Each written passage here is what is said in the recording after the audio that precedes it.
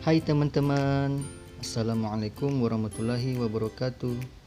Alhamdulillah, wassalatu wassalamu ala rasulillah. Oke teman-teman, perkenalkan nama saya Afdal, stambuk saya F55118125. Saya berkuliah di Universitas Tadulako, Fakultas Teknik, jurusan Teknologi Informasi, program studi S1 Teknik Informatika. Baiklah teman-teman, di video kali ini saya akan menjelaskan dua teknik pengambilan keputusan dari beberapa teknik yang ada, yaitu saya akan menjelaskan teknik pohon keputusan dan tabel keputusan. Nah, langsung saja kita masuk ke pembahasan. Yang pertama yaitu teknik pohon keputusan. Pohon keputusan merupakan sebuah sistem yang manusia kembangkan untuk membantu mencari dan membuat keputusan untuk masalah-masalah tersebut, dan dengan memperhitungkan berbagai macam faktor yang ada di dalam lingkup tersebut. Jadi pohon keputusan ini adalah pemetaan mengenai alternatif-alternatif pemecahan masalah yang dapat diambil dari masalah tersebut.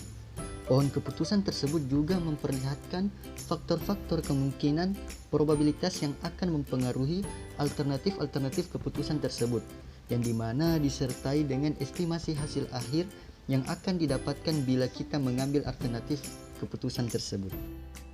Nah, adapun manfaat dari pohon keputusan yaitu ada tiga. Satu, membreakdown proses pengambilan keputusan yang kompleks menjadi lebih simpel sehingga pengambilan keputusan akan lebih mengintrospeksikan solusi dari permasalahan. Yang kedua, mengeksplorasi data, menemukan hubungan tersembunyi antar sejumlah calon variabel input dengan sebuah variabel target.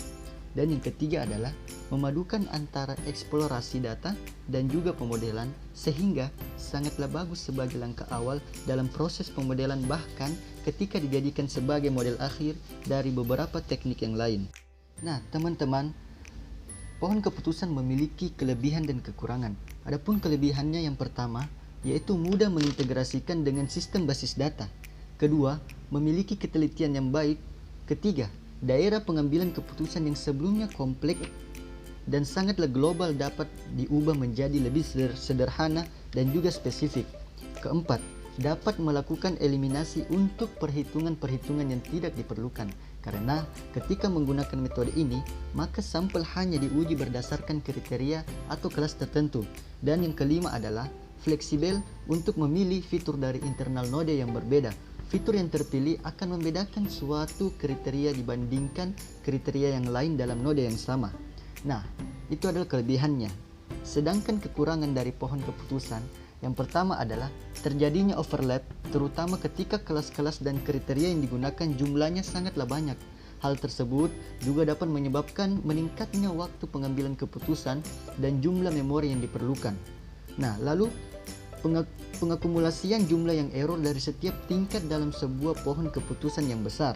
Nah, yang ketiga, kesulitan dalam mendesain pohon keputusan yang optimal. Dan yang terakhir adalah hasil kualitas keputusan yang didapatkan dari metode pohon keputusan sangat bergantung pada bagaimana pohon tersebut didesain. Nah, berikut ini beberapa tahapan untuk menggambarkan pohon keputusan. Yang pertama, definisikan dan rincilah masalah secara jelas. Yang kedua, gambarkan struktur dari pohon keputusan. Ketiga, tentukan nilai payoff dari setiap kombinasi alternatif kemungkinan dan juga keputusan. Dan yang keempat adalah selesaikanlah masalah dengan menghitung expected monetary value atau expected opportunity loss. Jadi itulah beberapa tahapan untuk menggunakan teknik pohon keputusan ini. Nah, selanjutnya adalah konsep dasar dari penggambaran pohon keputusan.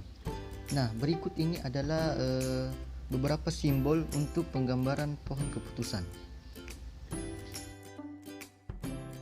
Nah, sedangkan ini adalah contoh model dasar penggambaran pohon keputusan. Nah, itulah penjelasan tentang pohon keputusan. Selanjutnya kita masuk ke pembahasan yang kedua, yaitu teknik tabel keputusan. Nah, jadi tabel keputusan adalah tabel yang digunakan sebagai alat bantu untuk menyelesaikan logika dalam program. Algoritma yang berisi keputusan bertingkat yang banyak sekali sangatlah sulit untuk digambarkan langsung dengan struktur English atau dengan pseudocode, dan juga dapat dibuat terlebih dahulu dengan menggunakan tabel keputusan. Dan dengan demikian, tabel keputusan sangat efektif digunakan bila mana kondisi yang akan diseleksi di dalam program jumlahnya cukup banyak dan rumit. Itu sedikit pengertian atau penjelasan dari tabel keputusan. Nah, selanjutnya kita masuk ke struktur tabel keputusan. Yang pertama adalah condition stub, di mana bagian ini berisi kondisi yang akan diseleksi.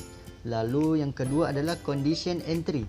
Nah, pada bagian ini berisi kemungkinan dari kondisi yang diseleksi, yaitu jika terpenuhi maka diberi dengan simbol Y, dan jika tidak terpenuhi maka diberi dengan simbol N. Setiap kondisi yang diseleksi akan mempunyai dua kemungkinan kejadian, yaitu terpenuhi dan tidak terpenuhi. Bila ada X kondisi yang diseleksi, maka akan terdapat N kemungkinan kejadian, yaitu sebesar N sama dengan 2X.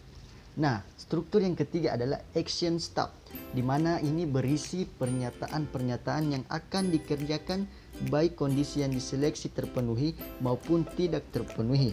Dan yang terakhir adalah action entry, di mana ini digunakan untuk memberi tanda tindakan mana yang akan dilakukan dan mana yang akan tidak dilakukan. Seperti itu teman-teman. Nah, berikut ini gambar dari struktur tabel keputusan. Nah, dan yang terakhir adalah tahapan pembuatan tabel keputusan, di mana meliputi ada 5 langkah atau 5 tahap. Yang pertama adalah menentukan kondisi yang akan diseleksi. Lalu yang kedua, menentukan jumlah kemungkinan kejadian yang akan terjadi. Yang ketiga, menentukan tindakan yang akan dilakukan. Yang keempat, mengisi condition entry, di mana condition entry ini diisi sedemikian rupa sehingga semua kemungkinan kejadian bisa terwakili.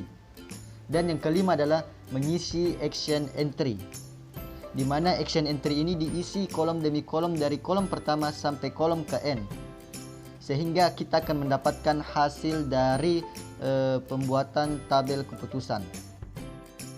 Nah, alhamdulillahirrabbilalamin, saya kira hanya itulah yang bisa saya jelaskan mengenai kedua teknik pengambilan keputusan tersebut, yaitu teknik pohon keputusan dan juga teknik tabel keputusan. Saya harap semoga video ini bermanfaat untuk kita semua. Saya pribadi memohon maaf atas segala kekurangan yang ada, dan teman-teman jangan lupa di like, komen, dan subscribe ya. Sekian, wassalamualaikum warahmatullahi wabarakatuh.